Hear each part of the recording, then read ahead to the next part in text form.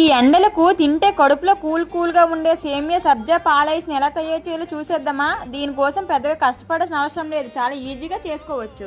దీనికోసం ముందే 2 స్పూన్లు సబ్జా సీడ్స్ ని తీసుకుని వాటర్లో నానబెట్టుకోవాలి. ఇప్పుడు స్టవ్ పైన గిన్నె పెట్టుకొని దీంట్లో 1 కప్పు సేమియాని వేసి బాగా వేయించాలి. సేమియా బాగా వేగిన తర్వాత దీనిలో 1 గ్లాస్ పాలుని వేసి సేమియాని బాగా ఉడికించుకోవాలి. ఇప్పుడు దీనిలో 4 స్పూన్లు షుగర్ వేసుకొని 1 స్పూన్ యాలకుల పొడి వేసుకొని సేమియాని బాగా దగ్గర పడనివ్వాలి. సేమియా దగ్గర పడిన తర్వాత స్టవ్ ఆఫ్ చేసుకుని బాగా చల్లారనివ్వాలి. ఇప్పుడు ఈ సేమియాని సబ్జా సీడ్స్ ని 1 గ్లాసులో గానీ ఉంటే ఐస్ క్రీమ్ మౌల్డ్స్ లో గానీ ఈ వీడియోలో చూపిస్తున్నట్లు వేసుకోవాలి. అలా వేసుకున్న తర్వాత వీటిని శుభ్రంగా ఉండే కాటన్ క్లాత్ తో కవర్ చేసుకుని పైన ఒక రబ్బర్ బ్యాండ్ పెట్టుకోవాలి. వీటి మధ్యలో పుల్లలు గానీ ఇలా స్పూన్ గానీ పెట్టుకొని 8 అవర్స్ డీప్ ఫ్రిడ్జ్ లో పెట్టుకుంటే సరిపోతుంది.